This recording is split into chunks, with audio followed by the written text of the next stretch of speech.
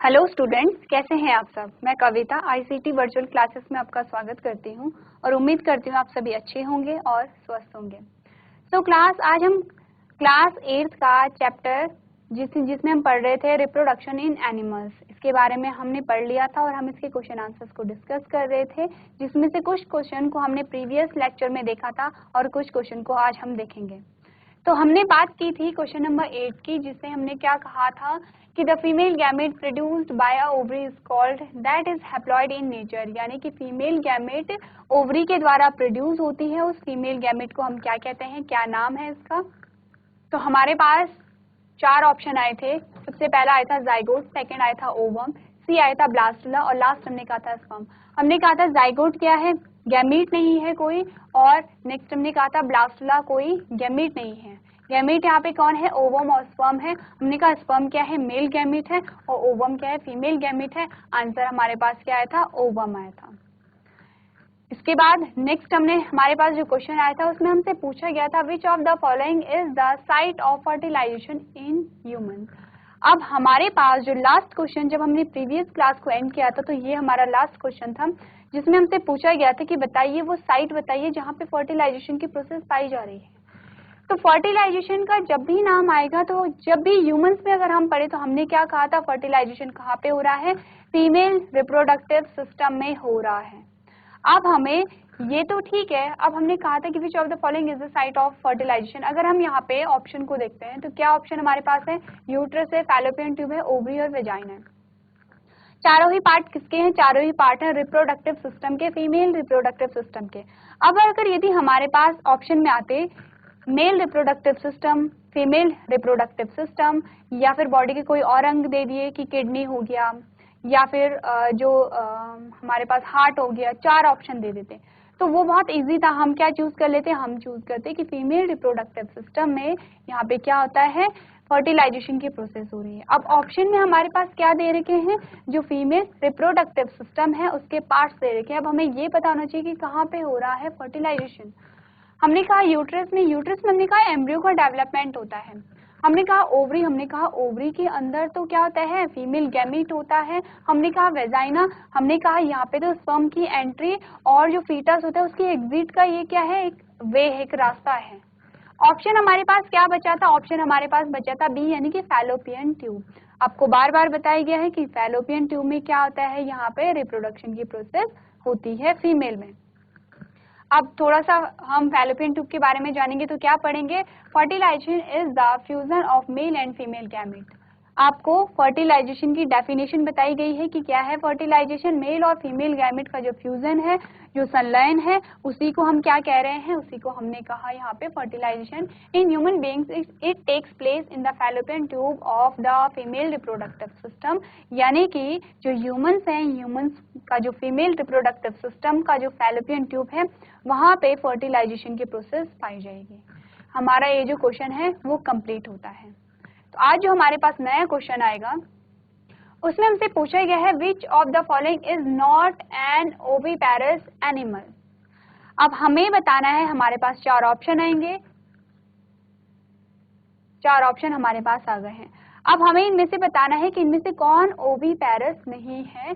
सबसे पहले तो हमें पता होना चाहिए कि ओविपेरस क्या होता है। हमने कहा था ओविपेरस ऐसे एनिमल्स होते हैं जहाँ पे जब किसी ऑफस्प्रिंग का बॉर्न होता है, जो न्यू बॉर्न होता है, वो क्या होता है, अपने जनक के समान नहीं होता है, बल्कि वो एक एग होता है। यानी कि यहाँ पे वो जीव जो कि एग को जन्म देते हैं, वहाँ पे क्या होगा, एग का प्रोडक्शन होता है। इस प्रकार के जीव को हम क्या कहते हैं, ओविपेरस कहते हैं। अब ओविपेरस और इसी के साथ ही हमने क्या पढ़ा था, विविपेरस पढ़ा था। हमने कहा था विविपेरस कौन होते हैं, विविपेरस वो जंतु होते हैं, वो जीव होते हैं जो अपनी ही समान संतति को क्या करते हैं, उत्पन्न करते हैं। अब अपनी ही समान संतति को क्या कर रहा है, ओविपेरस भी प्रोड्यूस कर रहा है, लेकिन क्या हो रहा है, पहले यहाँ पे एग का प्रोडक्शन होगा, एग की शेल टूटेगी, फिर क्या है, जो न्यू बॉर्न है उसकी बॉडी में काफी सारे चेंजेस होंगे, काफी सारे बदलाव होंगे, तब जाके जब वो एडल्ट हो जाएगा तब जाके वो अपने माता पिता जैसा दिखेगा। वरना उसकी जो बॉडी होगी वो क्या होती है, अलग होती है, डिफरेंट होती है। वहीं अगर हम विविपेरस की बात करते हैं तो विविपेरस में हमने क्या देखा, हमने अगर मनुष्यों की बात की, हमने कहा जब भी हमने मनुष्यों में किसी न्यू बॉर्न को देखा है तो उसका जो बॉडी का स्ट्रक्चर है, उसकी जो शारीरिक संरचना है वो सेम अपनी पेरेंट जैसे ही होती है। सेम हम जैसे अपने आप अपनी बॉडी को देखते हैं वैसे ही न्यू बॉर्न की बॉडी होती है। तो ऑप्शन पहला है हमारे पास काउ, सेकेंड है सिल्कवॉर्म, सी है हैन और लास्ट है फ्रॉग। हमें बताना है कि इनमें से कौन सा ओविपेरस नहीं है। आपको नॉट यहाँ पे याद रखना है। क्या पूछा गया हमसे, नॉट पूछा गया है कि इनमें से कौन सा यहाँ पे ओविपेरस नहीं है। तो हमारा जो आंसर आ जाएगा वो आ जाएगा काउ, क्योंकि सिल्क वॉर्म का हमने क्या देखा था, हमने एग्जाम्पल देखा था और हमने पूरी साइकिल देखी थी सिल्क वॉर्म की। उसके बाद हमने हैन को भी हमें पता है कि क्या करता है, एग ले करता है। फ्रॉग का हमने देखा था और फ्रॉग में हमने क्या पढ़ा था, एक्सटर्नल फर्टिलाइजेशन पढ़ा था।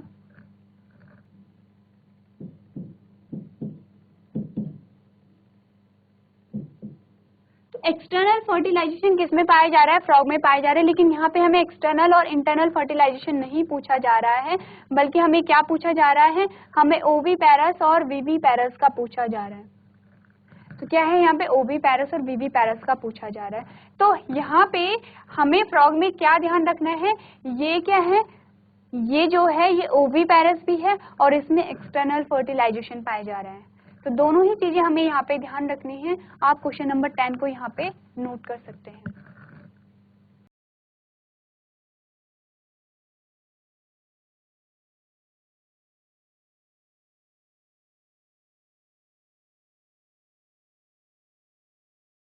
चलिए अब हम एक्सप्लेनेशन जान लेते हैं कि यहाँ पे जो हमारा एक्सप्लेनेशन आता है क्या कह रहा है, animal like cow, cat and dogs give birth to young individual. यानी कि कुछ एग्जाम्पल दिए गए हैं हमें, जैसे काउ हो गया, जैसे कैट यानी बिल्ली हो गया, डॉग यानी कुत्ता हो गया, या फिर आप ह्यूमन बींग्स को भी यहाँ पे लिख सकते हैं। ये क्या करते हैं, यंग इंडिविजुअल्स को जन्म देते हैं, यानी कि अपनी ही समान संतति को जन्म देंगे। Hence they are called viviparous, इसीलिए हम इन्हें क्या कहते हैं, विविपेरस कहते हैं। And animals whereas frog, hens and silk worm lay egg. अब ये जो एग्जाम्पल दिए गए हैं फ्रॉग का, हैन का और सिल्क वॉर्म का, ये क्या करते हैं, एग ले करते हैं और इसीलिए हम इन्हें क्या कहते हैं, इसीलिए हम इन्हें ओविपेरस कहते हैं। आपने कंफ्यूज नहीं होना है दोनों वर्ड्स में, आपने देखना है विविपेरस और ओविपेरस में क्या डिफरेंस है। आप ओविपेरस को इस प्रकार से याद रख सकते हैं कि जो एग है कुछ ओवल शेप का होता है। तो ओ से जो वर्ड बन रहा है इसका मतलब वहां पे एग का प्रोडक्शन हो रहा है, एग ले करने वाले जो एनिमल है वो ओविपेरस है और विविपेरस कौन है कि जो यंग वंस को वहां पे जन्म दे रहे हैं। ये हमारा क्वेश्चन हो गया है। नेक्स्ट जो हमारे पास क्वेश्चन आता है दैट इज क्वेश्चन नंबर 11 और यहाँ पे हमसे पूछा गया है name the process in which tadpole develop into young frog. अब हमने क्या कहा था, हमने जब फ्रॉग में पढ़ा था दो चीजें हमने पढ़ी है फ्रॉग में, एक तो फ्रॉग क्या होता है, ओविपेरस होता है, एग ले करता है। लेकिन हमने पढ़ा था एक्सटर्नल फर्टिलाइजेशन हो रहा है, यानी कि फीमेल बॉडी के अंदर नहीं हो रहा है बल्कि पानी में फर्टिलाइजेशन की प्रोसेस हो रही है। अब हमने जब देखा था कि यहाँ पे एग ले हो रहा है तो जब एग की जो सेल टूटी और जो वहां से वो जो यंग वंस निकला तो वो क्या था, अपने पेरेंट जैसा नहीं था। पेरेंट जैसा कब हुआ, जब उसकी बॉडी में चेंजेस हुए, बहुत सारे चेंजेस होने के बाद जब वो मेच्योरिटी गेन करता है यानी परिपक्व अवस्था में आ जाता है, उसके बाद क्या है वो अपने पेरेंट जैसा दिख रहा है। तो यही प्रोसेस टैडपोल से जो फ्रॉग बनने की जो प्रोसेस है उसे क्या कहते हैं, तो क्या कहते हैं, हमारे पास ऑप्शन ए आता है बर्डिंग, सेकेंड आता है फर्टिलाइजेशन, थर्ड आता है मेटामॉर्फोसिस और लास्ट आता है इम्बेडिंग। अब हम पहले चारों वर्ड्स का मतलब जान लेते हैं कि क्या मतलब होता है। बर्डिंग क्या क्या मतलब है, यहाँ पे हम क्या पढ़ रहे हैं, फर्टिलाइजेशन की अगर बात आ रही है तो हम सेक्सुअल रिप्रोडक्शन पढ़ रहे हैं। सेक्सुअल रिप्रोडक्शन की अगर बात आ रही है तो यहाँ पे दो जनकों की आवश्यकता होगी, जबकि हमने बर्डिंग कहाँ पढ़ा था, ई सेक्सुअल रिप्रोडक्शन में पढ़ा था। हमने किस में पढ़ा था, आपको एग्जाम्पल भी याद रखना है, बर्डिंग हमने हाइड्रा में पढ़ा था। क्या देखा था हमने, एसेक्सुअल रिप्रोडक्शन हो रहा है यानी कि वहां पे अलैंगिक जनन हो रहा है और हाइड्रा की बॉडी में एक छोटा सा उभार आ रहा है, वो उभार क्या हो रहा है, उसमें वृद्धि होती जा रही है और एक ऐसा पॉइंट आता है कि वो जो उभार है वो जो जनक बॉडी है, जनक की जो पेरेंट बॉडी है, पेरेंट बॉडी से अलग होकर एक नए हाइड्रा का निर्माण कर रहा है, इसी को हमने बर्डिंग कहा था। सेकेंड आ गया फर्टिलाइजेशन, तो यहाँ पे हम क्या कह रहे हैं, टैडपोल से फ्रॉग बन रहा है। तो टैडपोल से पहले की जो प्रोसेस फर्टिलाइजेशन है वो टैडपोल से काफी पहले हो जाएगी, तभी यहाँ पे क्या होगा, टैडपोल का निर्माण होगा। तो फर्टिलाइजेशन तो पहले की प्रोसेस है, हमें किसके बीच में बताना है कि जब वो टैडपोल था और जब वो फ्रॉग बना, यानी कि जब वो न्यू बॉर्न था, जब उसका जस्ट जन्म हुआ था और जब उसने मेच्योरिटी गेन करके एक परिपक्व फ्रॉग में वो कन्वर्ट हो गया है, इसके बीच की प्रोसेस बतानी है, जबकि फर्टिलाइजेशन इससे पहले की प्रोसेस है। अगर हम इम्बेडिंग की बात करें तो ये क्या होता है, हमने कहा कि जब वहाँ पे फर्टिलाइजेशन हुआ और जाइगोट का फॉर्मेशन हुआ, और जो जाइगोट है वो फैलोपियन ट्यूब से यूट्रस में आएगा और यूट्रस में वहाँ पे फिट हो जाएगा, क्योंकि एम्ब्रियो का जो डेवलपमेंट है वो यूट्रस में हो रहा है, उसी को हम क्या कहते हैं, इम्बेडिंग कहते हैं। क्या बचा हमारे पास बचा option number C, that is metamorphosis. अब आपको पता चल गया कि मेटामॉर्फोसिस किसे कहते हैं। किसे कहते हैं कि जहाँ पे जो टैडपोल से फ्रॉग बनने की जो प्रोसेस है उसे हम मेटामॉर्फोसिस कहते हैं। जब हमने पढ़ा था मेटामॉर्फोसिस के बारे में तो हमने जाना था कि जो ह्यूमन है उसमें मेटामॉर्फोसिस की प्रोसेस नहीं पाई जाती है। ऐसा तो नहीं होता है कि जहाँ पे मनुष्यों में यंग वंस का वहाँ पे जन्म हुआ और वो पहले दिखने में कुछ अलग सा था, उसमें कुछ चेंजेस आए और फिर तब जाके उसका जो शारीरिक संरचना है वो अपने माता पिता जैसे हुई। ऐसा नहीं होता है। हम देखते हैं जन्म से जो शारीरिक संरचना होती है अडल्ट तक भी वही रहती है, उसमें कोई चेंजेस नहीं होते हैं, इसीलिए ह्यूमंस में मेटामॉर्फोसिस नहीं पाई जाती है। अब जान लेते हैं कि मेटामॉर्फोसिस की क्या डेफिनेशन है। तो क्या डेफिनेशन आती है हमारे पास, हम पढ़ेंगे the transformation of the larva into the adult through drastic changes is called Metamorphosis. क्या होता है मेटामॉर्फोसिस, हमने कहा transformation of the larva. Larva में कुछ ट्रांसफॉर्मेशन होते हैं, कुछ चेंजेस आते हैं, कुछ बदलाव आते हैं, इनटू अडल्ट यानी कि परिपक्व होने तक कुछ चेंजेस आते हैं और इसी चेंजेस को हम मेटामॉर्फोसिस कहते हैं। अब यहाँ पे एग्जांपल दे रखे हैं कुछ जीवों के कि किन किन में मेटामॉर्फोसिस की प्रक्रिया पाई जाती है। हमने कहा फ्रॉग में, बटरफ्लाई में, सिल्कवॉर्म में एक्सेट्रा अंडरगोज मेटामॉर्फोसिस। इन सारे ही जीवों में क्या पाई जा रही है, मेटामॉर्फोसिस की प्रोसेस पाई जा रही है। यानी क्वेश्चन का हमारा आंसर क्या होगा, सी होगा। और इस क्वेश्चन के आंसर को आप अपनी कॉपी में नोट करेंगे।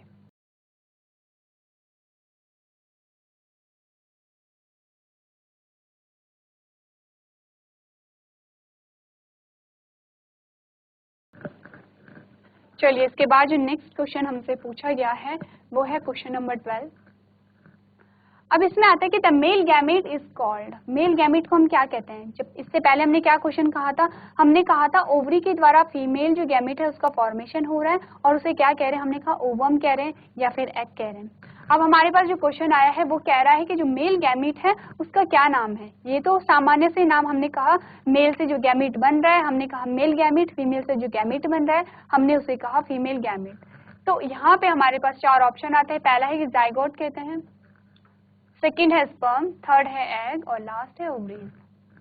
सबसे पहले हम क्या देखेंगे, हम देखेंगे कि यहाँ पे जाइगोट हम किसे कहते हैं। अब हमें लर्न हो चुका है, याद हो चुका है कि जाइगोट किसे कहते हैं। हमने कहा मेल और फीमेल गैमेट का फ्यूजन हो रहा है, फर्टिलाइजेशन हो रहा है, उसके बाद जो संरचना हमारे पास आ रही है जाइगोट है, सिंगल सेल स्टेज है, यानी कि एक कोशिकीय स्थिति यहाँ पे है, किसमें, जाइगोट में। लेकिन हम बात किसकी कर रहे हैं, हमें तो मेल गैमेट को जानना है। हमने कहा स्पर्म, ठीक है स्पर्म हो सकता है, आगे देखते हैं। हमने कहा एग, अब एग का तो हमने कहा कि यही तो क्या थी, फीमेल गैमेट था यहाँ पे एग को। और अगर हम ओवरीज की बात करें तो हमने क्या कहा था, ओवरीज ही क्या कर रही हैं, एग का प्रोडक्शन कर रही हैं। ओवरीज ही यहाँ पे क्या कर रही हैं, एग का प्रोडक्शन कर रही हैं। और एग क्या है यहाँ पे,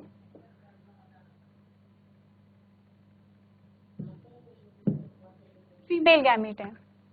अब हमारे पास ऑप्शन क्या बचा, हमने जाइगोट को भी हटा लिया, एग हमारे पास फीमेल गैमेट आ गया। हमने कहा कि ओवरीज का फॉर्मेशन कौन कर रही, एग का फॉर्मेशन कौन कर रहा है, ओवरीज कर रही हैं। तो यहाँ पे ओवरीज क्या है, इसका मतलब ये मेल रिप्रोडक्टिव सिस्टम से रिलेटेड नहीं है। अगर ये फीमेल गैमेट बना रही है तो फीमेल रिप्रोडक्टिव स्ट्रक्चर से ही संबंधित होगा। तो हमने यहाँ पे हमारा आंसर क्या बचा, एक ही ऑप्शन हमारे पास बचता है, दैट इज स्पर्म। क्या कहते हैं, मेल गैमेट को हम मेल गैमेट को कहते हैं स्पर्म और फीमेल गैमेट को हम कहते हैं एग या फिर ओवम। दोनों चीजें आपको ध्यान रखनी है।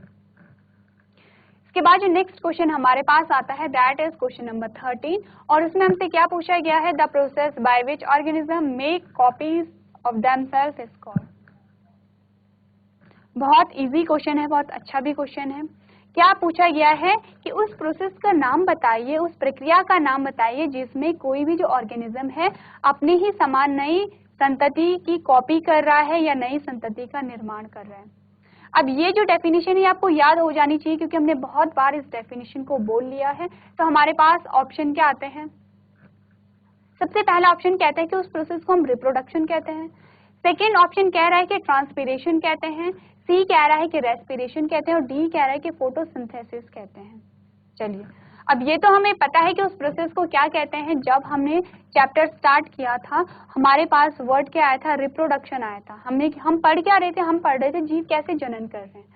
हमने कहा कि सबसे पहले तो हम जान लेते हैं कि जनन किसे कहते हैं, तब उसके बाद हम जानेंगे कि जीव कैसे जनन कर रहे हैं। जब हमने जनन यानी रिप्रोडक्शन के बारे में पढ़ा, हमने कहा कि कोई भी जो जीव है वो अपने ही समान नई संतति को उत्पन्न कर रहा है। इस प्रक्रिया को हम क्या कहते हैं? रिप्रोडक्शन कहते हैं। और यही क्वेश्चन सेम आपके पास आया है कि वो प्रोसेस बताइए जिसमें कि जो ऑर्गेनिज्म है वो अपनी ही कॉपीज का यहाँ पे निर्माण कर रहे हैं। आंसर हमारे पास क्या आएगा? रिप्रोडक्शन आएगा। ये हमें पता है क्योंकि हमें जो डेफिनेशन है वो याद हो गई है। अब जो तीन अदर वर्ड्स हैं ये हम यहाँ पे जान लेते हैं क्या मतलब होता है। यहाँ पे ट्रांसपीरेशन की जब भी बात आएगी तो हम प्लांट्स के बारे में सोचेंगे। ट्रांसपीरेशन यानी कि जब पौधों में जो पानी होता है वो वाष्प के रूप में क्या होता है? वायुमंडल में चला जाता है। यानी कि पानी क्या हो रहा है? लिक्विड अवस्था से गैस अवस्था में कन्वर्ट हो रहा है और पौधे की पत्तियों के द्वारा वायुमंडल में निकल जा रहा है। इस प्रोसेस को हमने ट्रांसपीरेशन कहा है। रेस्पिरेशन क्या होगा? श्वसन की प्रक्रिया होगी। जो हम इनहेल और एक्सहेल करते हैं वो क्या है? वहां पे यहाँ पे रेस्पिरेशन है। तो यहाँ पे रेस्पिरेशन का भी कोई यहाँ पे संबंध नहीं है, ट्रांसपीरेशन का भी कोई संबंध नहीं है। हमने कहा फोटोसिंथेसिस। फोटोसिंथेसिस क्या है? हमने कहा प्लांट में जो भोजन बनाने की जो विधि है उसे हम क्या कह रहे हैं? फोटोसिंथेसिस कह रहे हैं। तो ये वाला जो वर्ड हो गया, ये जो बी और डी जो वर्ड हो गए दोनों ही किससे संबंधित है? प्लांट से संबंधित है। अगर वैसे तो आपको ये डेफिनेशन आनी चाहिए क्योंकि हमारा जो चैप्टर स्टार्ट हुआ था वो इसी डेफिनेशन से स्टार्ट हुआ था। अगर इन केस अगर आपको कंफ्यूजन है, आपको याद नहीं आ रहा है, तो आप क्या करेंगे? ऑप्शन को हटाते चले जाएंगे। मैंने कहा ये भी प्लांट से संबंधित है, ये भी प्लांट से संबंधित है, आपने हटा लिए, आपने ये हटा लिया। अब आपके पास दो बचा, रिप्रोडक्शन एंड रेस्पिरेशन। तो आप देखेंगे रेस्पिरेशन में कोई कॉपीज नहीं बन रही हैं। ऐसा नहीं होता कि रेस्पिरेशन आपने किया और किसी नए इंडिविजुअल का वहां पे क्या हो गया? निर्माण हो गया है। तो अगर आप देखेंगे तो रेस्पिरेशन भी हट जाएगा, आंसर आपके पास खुद ब खुद यहाँ पे आ जाएगा। तो क्या होती है रिप्रोडक्शन? हम एक बार देख लेते हैं सॉल्यूशन में। आप पढ़ेंगे the process by which an organism produce its young ones is called reproduction. Reproduction is a key factor which play a major role in a continuation of any species. यानी कि क्या होता है? रिप्रोडक्शन में अपने ही समान नई संतति का निर्माण कर रहा है और जीवन की निरंतरता को बनाए रख रहा है। तो दोनों ही क्वेश्चन को आप अपनी कॉपी में यहाँ पे नोट करेंगे।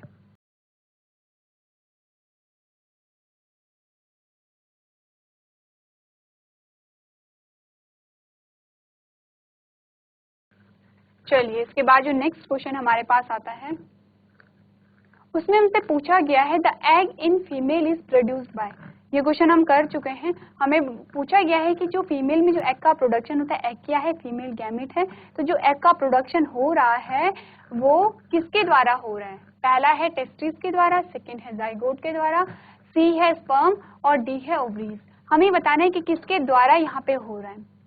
हम कर चुके हैं क्वेश्चन, बस क्वेश्चन की लैंग्वेज चेंज हुई है। आपको चारों ऑप्शन में से पता होना चाहिए। हमने कहा टेस्टिस हट जाता है क्योंकि मेल रिप्रोडक्टिव सिस्टम का पार्ट है, ये हट गया। हमने कहा जाइगोट हट गया क्योंकि जाइगोट क्या है? मेल और फीमेल गैमेट के फ्यूजन के बाद बन रहा है। हमने कहा स्पर्म हट गया क्योंकि मेल रिप्रोडक्टिव पार्ट है। और हमारा आंसर हमारे पास क्या बचता है? ओवरीज बचता है कि ओवरीज से क्या होता है? एग का प्रोडक्शन होता है। इसके बाद जो नेक्स्ट हमारे पास क्वेश्चन आता है दैट इज क्वेश्चन नंबर 18 और उसमें हमसे पूछा गया है what is the advantages of a sexual reproduction over a asexual reproduction. हमें बताना है कि जो लैंगिक जनन है वो अलैंगिक जनन से किस प्रकार से अच्छा है या लाभकारी है। हमें एडवांटेजेस बताने हैं। तो हमारे पास चार ऑप्शन दिए गए हैं। सबसे पहला ऑप्शन हमारे पास कह रहा है there is no advantages, asexual reproduction is more advantages. सबसे पहला ऑप्शन कह रहे हैं कि कोई भी एडवांटेज है ही नहीं, कोई भी लाभ है ही नहीं, बल्कि जो अलैंगिक जनन है वो क्या है, ज्यादा लाभकारी है यहाँ पे। लेकिन अगर हम क्वेश्चन को पढ़े तो हमारा पहला ऑप्शन पहले ही गलत हो चुका है, क्योंकि क्वेश्चन ने साफ साफ कहा कि what is the advantages of sexual reproduction. Question हमें ये बता रहा है कि यहाँ पे कोई ना कोई एडवांटेजेस है, यानी कि जो लैंगिक जनन है वो अलैंगिक जनन से अच्छा है, लाभकारी है। तो ये तो पहले ही इस क्वेश्चन ने हमें बता लिया है, तो अगर बता दिया है तो ये जो ऑप्शन है पहले ही हट जाता है,